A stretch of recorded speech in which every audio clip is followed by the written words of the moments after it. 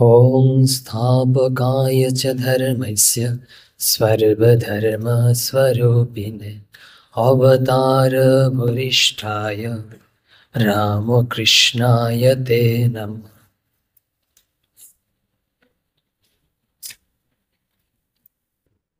শ্রী শ্রী মা তখন জয়রামবাটিতে আছেন। 1320 সাল 25শে জ্যৈষ্ঠ হয়তো। তো সুরেন্দ্রনাথ ভৌমিক তো মাকে দর্শন করতে গেছেন জয়রামবাটিতে।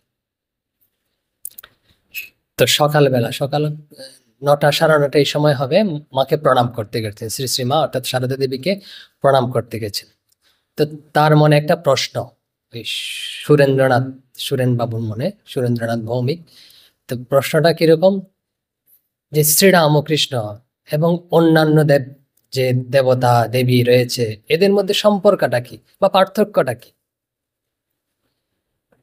তো এটা মাকে জিজ্ঞেস করেছেন। তো মাকে জিজ্ঞেস করছেন যে সুরেন বাবু, যে মা, যে একজনের হয়তো ইষ্ট দেবতা বা ইষ্ট দেবী এবং ঠাকুরকে এক বলে মনে হয়, তো এটা কি যুক্তিযুক্ত? তখন মা বলছেন, তা তা বাবা, তিনি সর্বদেবময়, তিনি সর্ববীজময়, তাতে সব দেবদেবীর পূজা চলে। অর্থাৎ শ্রীরামকৃষ্ণ হচ্ছে সর্বদেব দেবী স্বরূপ, এবং যা আমরা বিভিন্ন দেখতে পাই বীজ, দুর্গার বীজ বা গণেশের বীজ ইত্যাদি যা রয়েছে, সব বীজই হচ্ছে শ্রীরামকৃষ্ণময়। শ্রী শ্রী মা বলছেন। তো তো আজকে তাহলে কিন্তু দেখা যায় যে গণেশের কথা আসছে, গণেশ হচ্ছে শ্রীরামকৃষ্ণ এবং গণেশ স্বরূপ তো একই। তো আজকে আমরা শ্রীরামকৃষ্ণ এবং গণেশের স্বরূপ এই বিষয়টা দেখব, যে শ্রীরামকৃষ্ণের একটি ভাব হচ্ছে গণেশের যে স্বরূপ, তাই এই লীলা প্রসঙ্গে রয়েছে।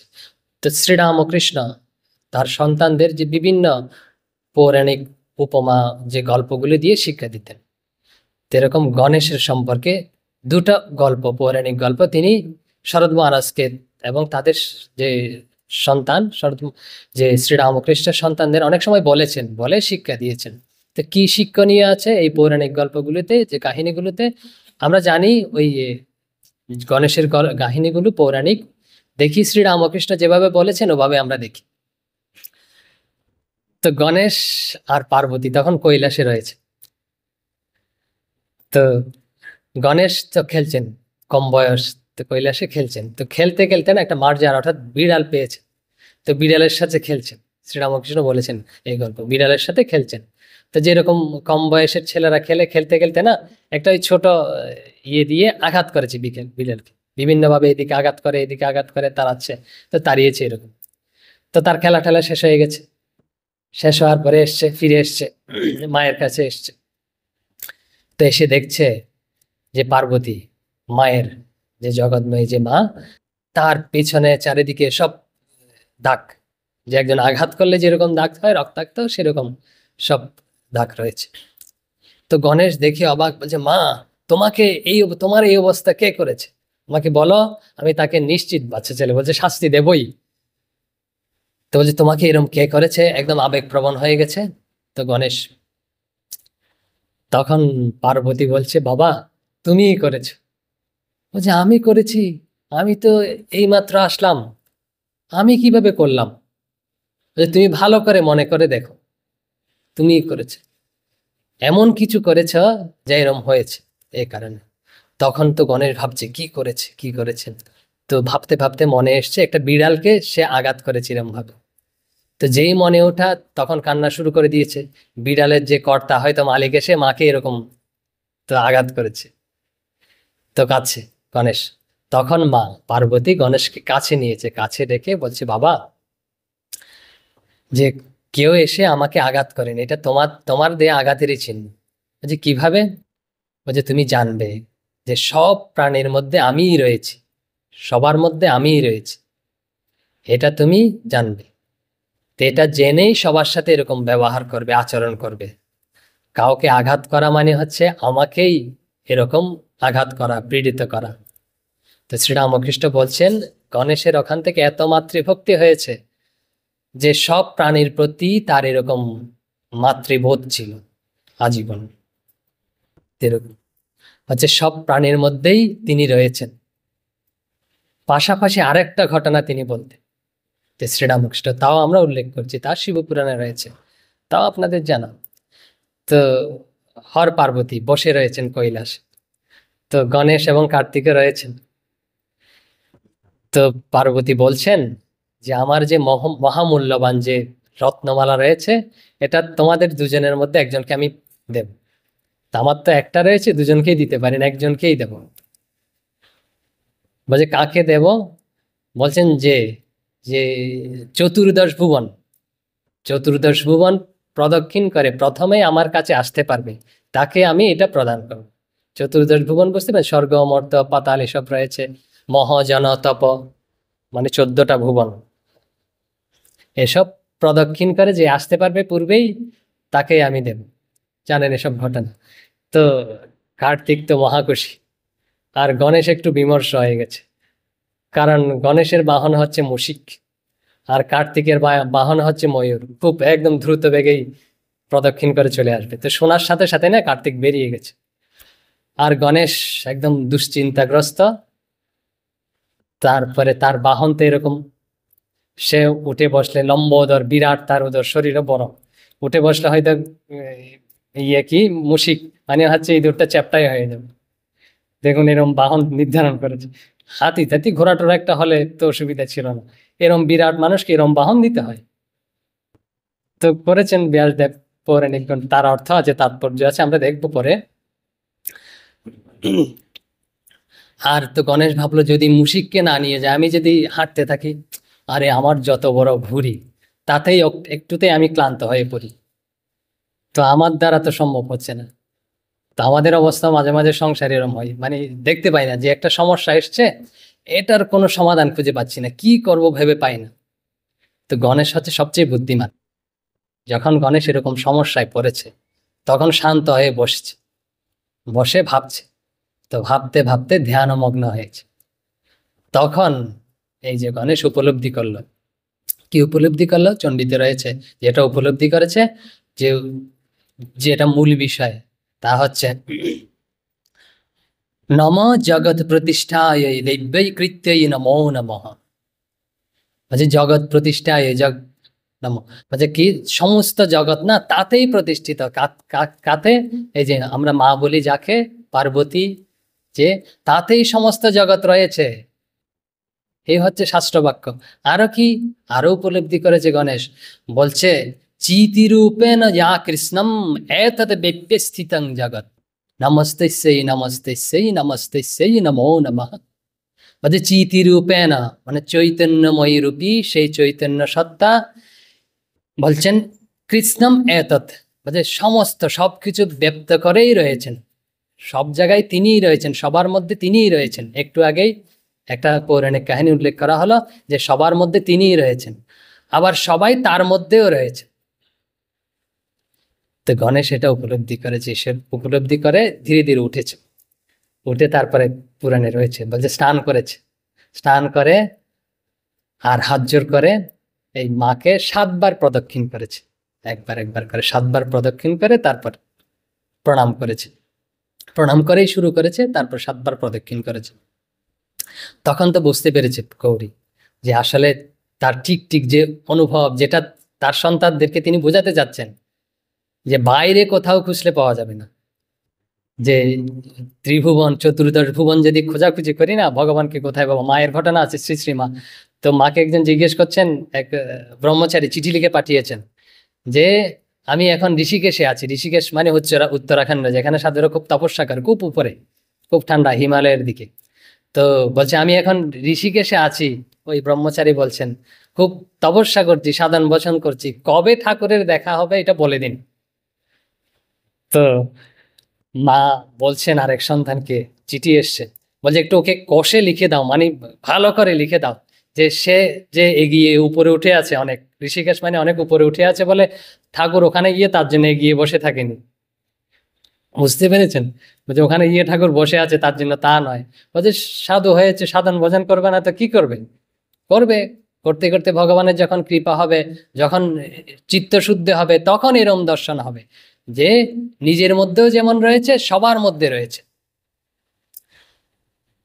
তো এরকম তার মানে হচ্ছে প্রথমে আমরা দেখেছি পার্বতী শিক্ষা দিচ্ছেন, শ্রীরামকৃষ্ণ শিক্ষা দিচ্ছেন তার সন্তানদের যে সবার মধ্যে, যে বিড়ালের মধ্যে, সব প্রাণীর মধ্যেই তিনি রয়েছেন। তার মানে হচ্ছে চিতিরূপেণ ইয়া কৃষ্ণম, যা কৃষ্ণম এতদ ব্যক্ত স্থিতা জগৎ। আবার পরের উদাহরণটাতে বলছে, পরের যে কাহিনী তাতে বলছেন কি, নম জগৎ প্রতিষ্ঠায় দিব্যৈ কৃত্যৈ নমো নমঃ। বলছেন নম জগৎ প্রতিষ্ঠায়, জগৎ তার মধ্যেই প্রতিষ্ঠিত রয়েছে, তাকেই প্রণাম করছি পরের কাহিনীতে। তার মানে হচ্ছে সবার মধ্যে তিনি রয়েছেন আর সবাই তার মধ্যে রয়েছেন।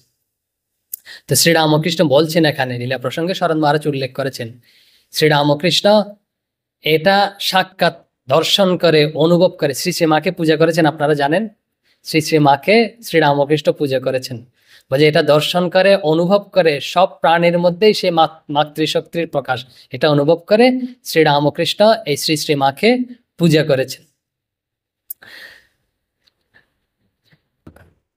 আর একটু যাই বিষয়টা, তারপর আমরা গণেশের স্বরূপও আসব। আমাদের অনেক সময় যে জিজ্ঞাসিত হয়, যে প্রশ্ন হয় মনে মনে, স্বর্গ নরক এগুলো কোথায়? তারপরে বলা হয় রামকৃষ্ণ লোক, বৈকুণ্ঠ লোক, কৈলাস। কৈলাস তো বা এখানে ম্যাপ টেপেকে অনেকেই নির্ধারণ করে, তো বৈকুণ্ঠ লোক কোথায়, যে কত দূরে, যে কত উপরে, এরম স্বর্গ কোথায়, যে কিভাবে যাওয়া যায়, যে কত কিলোমিটার। তো আপনারা যারা ফ্লাইটে করে গেছেন, প্লেনে করে উপরে, হয়তো খুঁজে পেয়েছেন কিনা জানি না, দেখেছেন এ পাশে ও পাশে স্বর্গ দেখা যায় কিনা। তা আমরা অবশ্য দেখার চেষ্টা করিনি, কারণ আমরা জানি প্রকৃত, দেখি প্রকৃত জিনিসটা কি। এই যে একটু আগে বললাম সবার মধ্যে তিনি রয়েছেন এবং সবাই তার মধ্যে রয়েছেন। আমরা সাধারণ মানুষ, আমরা তো এটা দেখতে পাচ্ছি না, অনুভব করতে পারছি না। স্বামীজি বলছেন, স্বামী বিবেকানন্দ বলছেন প্রকৃত সাধারণ মানুষ, অজ্ঞ ব্যক্তি কিরম দেখে, এই যা আমরা সামনে দেখতে পাচ্ছি। বলছে সাধারণ মানুষ এই জগৎকে বিভিন্ন ব্যক্তি বস্তু হিসেবে দেখে, ভিন্ন ভিন্ন ভাবে দেখে, শত্রু মিত্র পার্থক্য, চন্দ্র সূর্য তারকা, এরম ভাবেই দেখে সাধারণ মানুষ। আর যাদের মানসিকতা, মনের বৃত্তি একটু উন্নত হয়েছে, মনোবৃত্তি মানসিক অবস্থা একটু উন্নত হয়েছে, যে সূক্ষ্মতা, মনের সূক্ষ্মতা বৃদ্ধি পেয়েছে, সূক্ষ্ম জিনিস অনুভব করার শক্তি হয়েছে, যে স্থূল নয় আরো সূক্ষ্ম অনুভব করার শক্তি হয়েছে, তারা কি দেখে? তারা দেখে, স্বামীজি বলছেন, তারা হচ্ছে কিছুটা অনেকটা সৎকর্ম করেছে, পুণ্যকর্ম করেছে, পুণ্যকর্মের ফলে মনোবৃত্তি উন্নীত হয়েছে, যে সূক্ষ্ম অবস্থায় পৌঁছেছে। তারা মৃত্যুর পর এই যে জগৎ, একই জগৎকে ইন্দ্রাদি দেবগণ পরিবেষ্টিত স্বর্গ বলে দেখে, এটাকেই দেখে। কিন্তু বলছে একই জিনিসকে আমরা তো দেখতে পাচ্ছি এরকম ভিন্ন ভিন্ন ব্যক্তি বস্তু, আর একটু উন্নত হলেই স্বর্গ দেখে। কিভাবে দেখে? এটা তো অবিশ্বাস্য, আমরা তো কখনো দেখতে পাচ্ছি না। আচ্ছা একটা উদাহরণ দিই, দুটো উদাহরণ দেব। ধরুন একজন ব্যক্তি, যে কোনো একজনকে নিজেরা কল্পনা করুন, যেমন ওই আপনাকে আপনার সন্তান কি হিসেবে দেখে? পিতা হিসেবে দেখে, একই ব্যক্তি। স্ত্রী স্বামী হিসেবে দেখে। অন্য জায়গায় যখন আপনি কর্মক্ষেত্রে যান অন্যভাবেই দেখে। আপনার ব্যক্তির কোনো কিন্তু পরিবর্তন নেই, যারা আপনার পরিবর্তন নেই, কিন্তু অন্য ব্যক্তিরা আপনাকে, একই ব্যক্তিকে বিভিন্নভাবে তাদের ভাব অনুযায়ী দেখছে। তো আমরা এই জগৎকে আমাদের নিজেদের ভাব অনুযায়ী, যার যার যেরকম ভাব সে অনুযায়ী দেখছি। আর একটু উদাহরণ দিই, আর একটু সূক্ষ্ম অবস্থায় পৌঁছার জন্য। পেঁচা জানেন, বাদুর, এসব তো প্রাণীর সম্পর্কে ধারণা আছে। পেঁচা নাকি দিনে দেখতে পায় না, রাতের বেলা দেখতে পায়, তাই তো? তো কেন দিনের বেলা দেখতে পায় না? আলোর তীব্রতা দিনে এত বেশি, আলোর কম্পন খুব বেশি বলে, আলোর তীব্রতা বেশি বলে পেঁচা দিনে দেখতে পায় না। ওদের একটু আলোর তীব্রতা কমের প্রয়োজন, যখন রাতের বেলা আলোর তীব্রতা কমে তারা কিন্তু দেখতে পায়। তো পার্থক্যটা কোথায় হচ্ছে? দিন রাত কি কমছে? যে আলোর তীব্রতা, যে এটাকে বলা হয় তরঙ্গ, যে পেঁচার এই যে তীব্র তরঙ্গ ধরার ক্ষমতা তার দৃষ্টিশক্তিতে নেই, আর একটু কম তরঙ্গ হলে তা সে ধরতে পারে। তো আমরাও ঠিক, আমরা যে সূক্ষ্ম তরঙ্গ ধরার ক্ষমতা না আমাদের অনেকের নেই, আমরা স্থূল তরঙ্গটাই ধরতে পারি। আমরা অনেকে রয়েছি সবাই একই তরঙ্গের তরঙ্গায়িত। এর চেয়ে যদি ভিন্ন তরঙ্গের কোনো প্রাণী এখানে থাকে, তাহলে কিন্তু আমাদের দৃষ্টিগোচর বা আমাদের অনুভূতির মধ্যে আসছে না। রয়েছে কিন্তু স্বাভাবিকভাবেই দেখুন, যদি অনুবীক্ষণ যন্ত্র ব্যবহার করা হয় এখানে, তাহলে অনেক জীবাণু দেখতে পাবেন, কিন্তু আমরা তো স্থূল দৃষ্টিতে চোখ দিয়ে দেখতে পাচ্ছি না। তার মানে হচ্ছে অনেক কিছু রয়েছে তা আমরা দেখতে পাচ্ছি না। যদি এখানে দেবতা থাকেও না, তা আমরা দেখতে পাচ্ছি না। রয়েছে, আমরা যদি এরকম সূক্ষ্ম অবস্থায় পৌঁছে যাই অবশ্যই দেখতে পাবো। রাজা মহারাজ দেখেছেন, অর্থাৎ ব্রহ্মানন্দ মহারাজ, তিনি পুরী দেখেছেন, বলছেন এই যে একটা দেবতা চলে গেল, এরকম বলছে দর্শন করতে। তার চেয়ে ওদিকে যাচ্ছি না। আরো রয়েছে, আরো 4টা ধাপ রয়েছে। এখন তো দেখলাম দেবতা, স্বর্গ। এরপরে দেখি যে মন যখন আরো সূক্ষ্ম অবস্থায় পৌঁছে, আরো সূক্ষ্ম জিনিস ধরার মতো অবস্থা আমাদের হয়, তখন কি দেখি? এই শরীর ত্যাগের পরে আবার শরীর ত্যাগের পূর্বেই এই যে দেখতে পাচ্ছি, এই জগৎকেই আমরা বৈকুণ্ঠ হিসেবে দেখি, রামকৃষ্ণ লোক হিসেবে আমাদের কাছে উপস্থিত হয় যখন স্থূল শরীর চলে যায় সূক্ষ্ম শরীরে। কারণ সূক্ষ্ম অবস্থায় সূক্ষ্ম লোক, তারপরে কৈলাস বলুন, দেবী লোক বলুন, সব এই রামকৃষ্ণ লোক বলুন এখানেই। তখন আমরা মনের এমন একটা সূক্ষ্ম অবস্থায় পৌঁছে যাই, তখন ওই অবস্থায় আমাদের ওসব অনুভব হয়। আরো যখন আমরা সিদ্ধি লাভ করি, একদম সর্বোচ্চ অবস্থা লাভ করি, তখন কি দেখি? শরীর থাকুক আর যাক, শরীর গেলেও থাকলেও সব ব্রহ্মময় দেখি, চৈতন্যময় দেখেন। যেমন শ্রী রামকৃষ্ণ বলছেন, কোষাকুষি চৌকাঠ সব চৈতন্যময় দেখতে পাচ্ছি তিনি। তো তার মানে হচ্ছে প্রথম অজ্ঞ ব্যক্তিরা কিভাবে দেখে? স্থূল জগৎ, শত্রু মিত্র এইসবভাবে দেখে। বলছে নরক কোথায় গেল মাঝখানে? বলছে নরক কাদের জন্য জানেন? এই যে স্থূল, যাদের মন এত দূষিত যে খুব, তারা সব জায়গায় শত্রুই দেখে। এ আমার শত্রু, এ আমার শত্রু, সব জায়গায় শত্রু পরিবেষ্টিত দেখে। দেখুন ওই ব্যক্তির মনের অবস্থা কিরূপ করুন। যখন আমরা চারিদিকে শত্রু দেখি না, তখন ভয়ে থাকি, আতঙ্কে থাকি, কিরম মনের অবস্থা। তো একই জগৎ যদি আমরা সমান সমান দেখি, সমান শত্রু সমান মিত্র, তাহলে মানুষ, তাকে মানুষ বলা যায়। আর যখন আরেকটু উন্নত হয়, তখন দেবতা, স্বর্গলোক হিসেবে।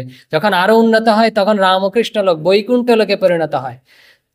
তারপর আরো যখন উন্নত হয় না, তখন ব্রহ্মময় চৈতন্যময় দেখি। তো যদি আমরা স্বর্গ, নরক, তারপর কি বলে বৈকুণ্ঠ, কোথাও উপরে খুঁজতে যাই না, এটা একদম অযৌক্তিক। যুক্তিপূর্ণ হতে হবে সবকিছু। অযৌক্তিক কিছু আমরা কল্পনা করব কেন? তাহলে একটা কল্পনা করাও ঠিক নয়, সবকিছু যুক্তিপূর্ণ হতে হবে, মেনে নেওয়া ঠিক নয়। এখন এটা তো বুঝলাম। গণেশ, গণ ঈশ, গণ মানে কি? গণ শব্দের অর্থ, গণ মানে হচ্ছে কি? সমূহ, সকল। ঈশ মানে হচ্ছে নিয়ন্তা, সবকিছুর নিয়ন্তা হচ্ছে তিনি। গণেশ শব্দের অর্থ হচ্ছে যিনি সবকিছু নিয়ন্ত্রণ করছেন, তিনিই গণেশ।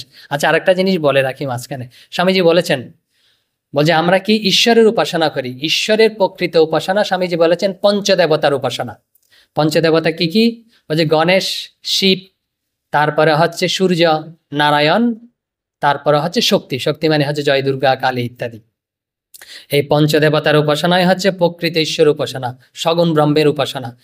ইন্দ্র বরুণ নয় কিন্তু এর মধ্যে। তো এরা হচ্ছে স্বরূপত ব্রহ্মই। যেমন তো রামকৃষ্ণ কোথায় গেল প্রশ্ন করতে পারেন, কৃষ্ণ কোথায় গেল, রাম কোথায় গেল? নারায়ণের অবতার, শিবের অবতার, এরাও হচ্ছে নারায়ণের উপাসনায়। তো এই পঞ্চদেবতার উপাসনায় হচ্ছে প্রকৃত সগুণ ব্রহ্মের উপাসনা। এই গণেশ হচ্ছে, কারো কারো আবার কেউ কেউ আবার অগ্নিকেও যোগ করেছে পঞ্চদেবতার মধ্যে। তো এই গণেশ হচ্ছে পঞ্চদেবতার মধ্যে পড়ে, সগুণ ব্রহ্মের উপাসনা ব্রহ্ম। এই গণ ঈশ, গণ মানে হচ্ছে সর্ব, সবকিছু, ঈশ মানে হচ্ছে নিয়ন্ত্রণ, সবকিছুর যিনি নিয়ন্তা তিনি গণেশ, প্রকৃত স্বরূপ গণেশের। আর কি? গণেশের 4 হাত। অবশ্য গণেশের হাত নিয়ে দ্বিমত রয়েছে, কোথাও কোথাও গণেশের 2 হাত, কোথাও কোথাও 4 হাত। যে অথর্ববেদে যেটা রয়েছে সেখানে আর অন্যান্য জায়গায় মিলিয়ে কিন্তু গণেশের অনেক জায়গায় 4 হাতই খুব প্রচলিত। 4 হাত কি কি? বলছে 4 হাতে, এক হাতে পাশ রয়েছে, পাশ মানে বন্ধন, যার দ্বারা তিনি বন্ধন করেন, তিনি সবকিছু নিয়ন্ত্রণ করেন। কিভাবে? এটা বোঝাচ্ছে। 4 হাত মানে হচ্ছে 4 দিক, 4 দিক তার নিয়ন্ত্রণেই, চতুর্দিক তার নিয়ন্ত্রণেই রয়েছে। তো কিভাবে নিয়ন্ত্রণ করেন? পাশ, এক হাতে রয়েছে পাশ, পাশ মানে যার দ্বারা তিনি বন্ধন করেন। আর এক হাতে রয়েছে অঙ্কুশ, অঙ্কুশ মানে হচ্ছে এক ধরনের অস্ত্র, সুচালু অস্ত্র, যেটা দিয়ে হাতিকে নিয়ন্ত্রণ করা হয়। হাতির মাথায় যখন এরকম অঙ্কুশ মারা হয়, হাতি নিয়ন্ত্রণে আসে। তো আমাদের মন তো এরকম হাতির মতো মত্ত, তা আমাদেরও নিয়ন্ত্রণ করার জন্য এরকম অঙ্কুশ মারতে হয়। অঙ্কুশ মানে হচ্ছে দুঃখ, সংসারের দুঃখ আদি যা রয়েছে তা দিয়ে কিন্তু আমাদের নিয়ন্ত্রণ করেন। আর এক হাতে রয়েছে বর। বর মানে কি, যার যার যেরকম কর্ম সে অনুযায়ী তিনি বর প্রদান করেন, মানে হচ্ছে ফল প্রদান করেন। আর এক হাতে রয়েছে পদ্ম। পদ্ম মানে হচ্ছে ভগবত ভক্তি, ভক্তির প্রতীক। তিনি ভক্তি দিয়েও আমাদের কৃতার্থ করেন। অবশ্য অন্যান্য জায়গায় রয়েছে ওই হাতে আবার মোদক রয়েছে, মোদক তার খুব প্রিয়। মোদক মানে হচ্ছে লাড্ডু, মিষ্টি জাতীয় দ্রব্য আর কি। ওই হাতে নাকি মোদক রয়েছে, তো এরকম রয়েছে। মোদক কি, মোদক মানে হচ্ছে আমাদের জন্য যেটা খুব লোভনীয়, এরকম কিছু তিনি দিয়ে থাকেন আমাদেরকে। তো কোথাও কোথাও রয়েছে দুহাত। দুহাত মানে হচ্ছে এক হাতে কুঠার রয়েছে আর এক হাতে হচ্ছে মোদক রয়েছে অথবা পদ্ম রয়েছে, এরকম কোথাও কোথাও রয়েছে। কুঠার মানে হচ্ছে তিনি ছেদন করেন, তেরম রয়েছে। তো গণেশকে হচ্ছে সিদ্ধিদাতা বলা হয়, আর হচ্ছে বিঘ্ন রাজা, হচ্ছে বিঘ্ন দূরকারী দেবতাও বলা হয়। তো তিনি বিঘ্ন দূর করেন এবং সিদ্ধি প্রদান করেন, এই জন্য তার আর এক নাম হচ্ছে বিনায়ক। বিনায়ক তার আর নাম, বিনায়ক, সিদ্ধি বিনায়ক হচ্ছে আরেক নাম। বিনায়ক বলা হয়, সিদ্ধি বিনায়ক। বিনায়ক মানে হচ্ছে বিঘ্ন, আর বিঘ্ন দূর করেন বলেই তিনি বিনায়ক। সিদ্ধি বিনায়ক মানে তিনি সিদ্ধি দান করেন, বিঘ্ন দূর করে, এই জন্য তার নাম বিনায়ক। আর তার বেলায় রয়েছে যে কিরকম, তার গণ্ডদেশ, মুখের পাশে পাশে আশেপাশে না মৌমাছি নাকি সব সময় বনবন করে ঘুরে বেড়াচ্ছে। বলে তার মুখমণ্ডল থেকে এত মিষ্ট দ্রব্য সুগন্ধ বেরোচ্ছে না, তো মৌমাছি তার মুখের আশেপাশেই সবসময় ঘুরে বেড়ায়। মৌমাছির হচ্ছে জীব। আর মধু, মধুবিদ্যা, মধুবিদ্যা মানে হচ্ছে ব্রহ্মবিদ্যা, সিদ্ধি তিনি প্রদান করেন বলেই আমরা জীব আশেপাশে তার পাশেই পরিভ্রমণ করি। যে গণেশের প্রচলন কিন্তু বাংলায় একটু কম থাকলেও কিন্তু যে বোম্বে ওইসব জায়গায় খুব বেশি প্রচলন, এরকম ইষ্ট দেবতাও গণেশ। আর তার বর্ণ কি, রক্তবর্ণ, লাল বর্ণ। লাল বর্ণ কি, লাল বর্ণ হচ্ছে রজগুণের প্রতীক। রজগুণ কি, রজগুণ হচ্ছে কর্মের প্রতীক। আমরা যদি কোনো শুভ কাজ করতে যাই তাহলে কিন্তু গণেশের পূজা করেই বা গণেশকে আরাধনা করেই করতে হয়। যে সাধারণ মানুষ করছে তা নয়। কোত্থেকে শিখেছে, যে কৃষ্ণ ইয়ামল তন্ত্রে রয়েছে। কৃষ্ণ ইয়ামল তন্ত্রে রয়েছে কি রয়েছে, যখন ব্রহ্মা সৃষ্টি করেন, ব্রহ্মা যখন সৃষ্টি করেন না, সৃষ্টির পূর্বে নাকি গণেশের আরাধনা করেই করেন। আর তন্ত্রে আরো রয়েছে কি রয়েছে, শিব ত্রিপুরাসুর বধ করেছিলেন, জানেন, ত্রিপুরাসুর বধ করেছিলেন এবং ত্রিপুর ধ্বংস করেছিলেন। তার পূর্বে গণেশের আরাধনা করেছিলেন। আপনারা বলবেন শিব তো গণেশের পিতা, এরকম কিভাবে হলো? তা আসলে এসব যখন হয় না, পৃথক পৃথক মিলাতে গেলে খুব সমস্যা। কিন্তু গণেশ তো কারো কারো কাছে হচ্ছে ইষ্ট দেবতা, মানে হচ্ছে এই যে বললাম গণ ঈশ, গণেশ সব প্রাণীর নিয়ন্ত্রণ হচ্ছে তিনি। আবার কি বিষ্ণু হিরণ্যকশিপু যখন বধ করেছিলেন তার পূর্বেও গণেশের আরাধনা করেছিলেন। এইসব তন্ত্রে রয়েছে। আরো কি রয়েছে, বলছে দেবগণ যখন মহিষাসুর বধ করার জন্য এই গণেশের আরাধনা করেছিলেন। সবাই এরা বধ করার জন্য করেছিলেন তা নয় কিন্তু, আরো রয়েছে।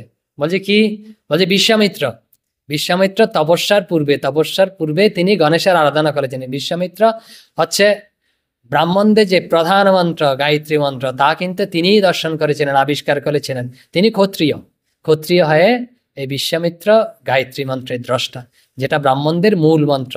বেদের মধ্যে সর্ববেদময়ী বলা হয় গায়ত্রীকে, শ্রেষ্ঠ মন্ত্র বলা হয়। সেটা দর্শন করেছেন এই বিশ্বামিত্র, গণেশের আরাধনা করেছিলেন তার পূর্বেই। আরো সব কঠিন কঠিন রয়েছে, একটু বলি। বলছে সৃষ্টি কে করেন, যে কোত্থেকে হয়, রজগুণ থেকে সৃষ্টি হয়। বলছে সৃষ্টির প্রতীক, সৃষ্টি কিভাবে হয়, বলছে পুরুষ মানে হচ্ছে চৈতন্য, তার সাথে যখন প্রকৃতি যুক্ত হয়, যে সাংখ্য দর্শনে রয়েছে, যা আমাদের বেদান্ত নিয়েছেন, যে প্রকৃতির সাথে যখন যুক্ত হয় তখনই সৃষ্টি হয়। শিব এবং শক্তি যখন যুক্ত হয় তখনই সৃষ্টি হয়। সৃষ্টি কিভাবে হয়, ওই প্রকৃতির পরে পুরুষের সাথে যুক্ত হয় অব্যক্ত, আমাদের কাছে ধরা দেয়নি। অব্যক্তের পরে বলা হয় মহত্তত্ত্ব। মহত্তত্ত্ব মানে হচ্ছে সমষ্টি বুদ্ধি। সমষ্টি বুদ্ধি মানে হচ্ছে গণেশ। গণেশকে বলা হয় সবচেয়ে বুদ্ধিমান। এই যে এরা কার্তিক চলে গেছে ঘুরতে চারিদিকে, গণেশ কিন্তু বুদ্ধি করে বের করে নিয়েছে। মার মধ্যেই সবকিছু রয়েছেন এবং মাই সবার মধ্যে রয়েছেন। তারপরে হচ্ছে মহত্তত্ত্ব, সৃষ্টি, এসবের মহত্তত্ত্বের পরেই রয়েছে অহংকার, অহংকারের পরে মন, এইসব সৃষ্টি হয়ে গেছে। দশ ইন্দ্রিয়, তারপরে হচ্ছে পঞ্চতন্মাত্রা এভাবেই সৃষ্টি হয়, আমরা ওদিকে যাচ্ছি না। তারপরে কি গণেশের কান দেখেছেন তো, বিশাল কান, হাতির মাথায় এনে লাগিয়েছে, বিশাল কান। বলছে বিশাল কান মানে তিনি বেশি বেশি শুনতে পান, তাই তো, আমাদের চেয়ে বেশি শুনতে পান। তো বিশাল মানে হচ্ছে তিনি বিশাল বাক্য সব শুনতে পান। বিশাল বাক্য মানে কি বেদে রয়েছে, বিশাল বাক্য মানে হচ্ছে মঙ্গলজনক বাক্য। ভদ্রং কর্ণে বিষ্ণুনিয়াম দেব, এইসব রয়েছে। বলছে ভদ্র মানে হচ্ছে মঙ্গলজনক বাক্যই আমরা শ্রবণ করব, যে অমঙ্গলকর বাক্য আমরা শ্রবণ করব না, এসব রয়েছে। আমরা তো সবকিছু শুনি, এটা খারাপ জিনিসও শুনি, ভালো জিনিসও শুনি। তো বেদ বলছে কিন্তু আমাদের সবসময় ভালো জিনিসই শুনতে হবে। তো সব গোলমাল হচ্ছে চারিদিকে, আমাদের জিজ্ঞেস করছে আমরা কি শুনবো এসব? তো আমরা ঠাকুরের একটা ঘটনা বললাম। ঠাকুর যখন কামারপুকুরে ছিলেন না, তখন ঠাকুর নিজের মুখে বলছে আমি সুখের পায়রা ছিলাম গো। বলছে কেন এরকম বলছেন? বলছে যে সংসারগুলিতে খুব সুখ না, আনন্দ, আমি ওখানেই যেতাম, ওদের কাছেই সব শুনতাম। আর যেখানেই দেখতাম ঝগড়া বিভ্রাট এসব চলছে, ওদিকে ভুলেও পা মারাতাম না, ওদিকে তিনি যেতেন না। তো আমাদেরও কিন্তু এটা করেন, যেখানে দেখছি অশান্তি অমঙ্গল, সেখানে কেন যাব, সেটা কেন শুনবো? এই যে গণেশ দেখুন, ভালো, সব সময় ভালো কিছু শুনতে হবে, যেটা আমাদের মনকে প্রফুল্ল করে। এটা শ্রীরামকৃষ্ণ এরম করতেন। তারপর ত্রিনেত্র, তিনটা চোখ। তিনটা চোখ মানে হচ্ছে তিনি হচ্ছেন স্বর্গ মর্ত্য পাতাল, তিনটা একসাথে দর্শন করছেন। আর আমরা যারা রয়েছি, আমাদের অতীত বর্তমান ভবিষ্যতের দ্রষ্টা হচ্ছে তিনি। এখন মুশিক রয়েছে, তার বাহন না, তিনি এর উপর যদি উঠে বসেন কষ্ট করে, তাহলে কিন্তু চেপটে যাবেন।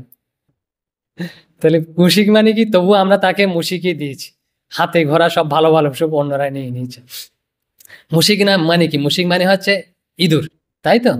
তো মন্ত্রে রয়েছে মুশিক মানে হচ্ছে ধর্ম সাক্ষাৎ, গণেশের বাহন হচ্ছে ধর্ম, মুশিকস্য চ বাহন, এরম রয়েছে, হচ্ছে ধর্ম হচ্ছে সাক্ষাৎ গণেশের বাহন। তো ধর্ম কি করে, আমরা যদি ধর্ম জীবন যাপন করি, ধর্মের উপর প্রতিষ্ঠিত থাকি, প্রতিষ্ঠিত মানে হচ্ছে আমাদের নিচে যদি ধর্ম থাকে, তাহলে কি হয় দেখুন। ধর্ম থাকলে আমাদের জীবনে, আমরা যদি ধর্মপথে থাকি, তাতে আমাদের জীবনে বিঘ্ন দূর হয়ে যায়, যা অমঙ্গল তা দূরীভূত হয়ে যায়। আরো কি, আমরা যেটা চাই, আমাদের জীবনের যে সফলতা, ওইটা আমরা কিন্তু লাভ করি। এই গণেশ কি করে, সিদ্ধি দান করে এবং বিঘ্ন দূর করে। তো বিঘ্ন পেতে হলে কোথায় থাকতে হবে জানেন? ধর্মপথে থাকতে হবে, ধর্মকে আমাদের বাহন বানাতে হবে। এই ধর্মের প্রতীক হচ্ছে মুশিক, মানে হচ্ছে ইঁদুর। তো ইঁদুর আরো কি করে জানেন? কাটতে থাকে না, দাঁত খুব ধারালো, খুব কাটে, না কেটে থাকতে পারে না। কি কাটে? জাল নেট কাটতে থাকে, বন্ধন কাটতে থাকে, সুতো কাটতে থাকে। তো আমাদের যে বন্ধন রয়েছে না, পাশ রয়েছে, এটা ইন্দুরি, ইঁদুর মানে হচ্ছে ধর্মই কেটে দেবে। কি দি বন্ধন রয়েছে? প্রধানত অষ্টপাশ রয়েছে, লজ্জা ঘৃণা ভয় ইত্যাদি ইত্যাদি অষ্টপাশ রয়েছে। এই অষ্টপাশ থেকে যদি, আমাদের বন্ধন থেকে যদি মুক্ত হতে হয়, তাহলে ধর্মতেই থাকতে হবে কিন্তু। আর ধর্ম আমাদের বন্ধনগুলি আপনা আপনিই কেটে দেবে। তো অনেক হয়ে গেছে। তা আমরা শুরু করেছিলাম কি দিয়ে? শ্রীরামকৃষ্ণ। প্রকৃত কি ছিল? শ্রীরামকৃষ্ণ এবং গণেশ স্বরূপত একই। শ্রীরামকৃষ্ণ যে অনন্ত ভাবময়, সর্বদেবদেবীময় শ্রীরামকৃষ্ণ, এই যে ভাব হচ্ছে, একটা ভাব হচ্ছে গণেশের এই ভাব। স্বরূপত যদি চিন্তা করি, সব একই। কিরকম চিন্তা করেছিলাম, দেখেছিলাম যে দুটা উদাহরণ শ্রীরামকৃষ্ণ দিয়েছিলেন। সবার মধ্যে তিনি রয়েছেন, যে ভগবান সবার মধ্যে রয়েছেন, ভগবতী সবার মধ্যে রয়েছেন, আবার সবাই তার মধ্যে রয়েছেন স্বরূপ। আর কি দেখেছি, আমরা যদি খুঁজতে যাই, যেমন সবার মধ্যে রয়েছেন, সবাই তার মধ্যে রয়েছেন, আমরা তো দেখতে পাই না। আমরা কি দেখতে পাই? আমরা স্থূল দৃষ্টিতে বিভিন্ন দেখতে পাই। কেন দেখতে পাই? আমরা অজ্ঞ বলেই দেখতে পাই। যখন আমাদের মন সূক্ষ্ম অবস্থায় পৌঁছাবে, তখন আরেকটু ভালো জিনিস দেখব। কি দেখব? স্বর্গ দেখব। এই এখানেই স্বর্গ দেখব। যদি আরেকটু উপরে পৌঁছায়, তাহলে বৈকুণ্ঠ দেখব, রামকৃষ্ণ লোক দেখব। সম্ভবত বিজ্ঞানানন্দ মহারাজকে বলছেন, তা মহারাজ আপনি কি রামকৃষ্ণ লোকে যাবেন? তো বলছেন বিজ্ঞান মহারাজ, বলছে আমি তো রামকৃষ্ণ লোকে আছি, আবার যাব কোথায়? তো আমরা যখন রামকৃষ্ণের চিন্তায় থাকি, রামকৃষ্ণের ভাবে থাকি, তো রামকৃষ্ণ লোকে আছি, যাব কোথায়? বলছে শরীরটা মাত্র নষ্ট হবে, স্থূল শরীর, মন সূক্ষ্ম শরীর, এটা যদি রামকৃষ্ণের চিন্তায় থাকে, এখানেও রয়েছে রামকৃষ্ণ লোকে, সেখানেও থাকবো। সেখানে আবার এখান সেখান বলতে কিছু নেই, সব একই। কিন্তু এখান সেখান বললে একটু ভুল হয়ে যাবে। তো যখন মন আরেকটু উপরে অবস্থায় পৌঁছায় তখন সবকিছু চৈতন্য সত্তাই দেখি। এই হচ্ছে স্বরূপ। আর গণেশ কি? গণেশ গণেশ মানে হচ্ছে সব কিছু তিনি নিয়ন্ত্রণ করছেন, তিনি হচ্ছেন গণেশ স্বরূপত। আর সব দেখলাম এরকম, তার থেকেই সৃষ্টি হচ্ছে। আর বাহন মানে হচ্ছে কি? ধর্মই হচ্ছে তার বাহন। আমরা যদি ধর্ম জীবন যাপন করি, ধর্মতে থাকি, তাহলে কিন্তু আমাদের যেটা জীবনে লক্ষ্য নির্ধারণ করেছি তা পৌঁছে যাবে। কিন্তু কেউ জিজ্ঞেস করতে পারে, আর ধর্মতে থাকলে তো অনেক কষ্ট। না, আপাতত কষ্ট মনে হচ্ছে, গীতাতে রয়েছে আপাতত যেটা সুখকর মনে হয় না, ওটা আসলে আমাদের জন্য দুঃখ করে। কিরকম দেখুন, যেটা আমাদের জন্য আমরা সুখাদ্য মনে করি, অনেক সময় খুব তৈলাক্ত যা যা আছে সেটা খাচ্ছি খুব রসালো, ভালো লাগছে, কিন্তু কিন্তু পরে কিন্তু সমস্যা হবে। যে এরকম কিন্তু যেটা আপাতত রসালো মনে হয় না, সেটা পরবর্তীতে দুঃখদায়কই, ভগবত বাক্য বলছেন। তাহলে অনেক হয়েছে, শান্তি দি। ওম শান্তি শান্তি শান্তি। হরি ওম তৎসৎ। শ্রীরামকৃষ্ণার্পণমস্তু।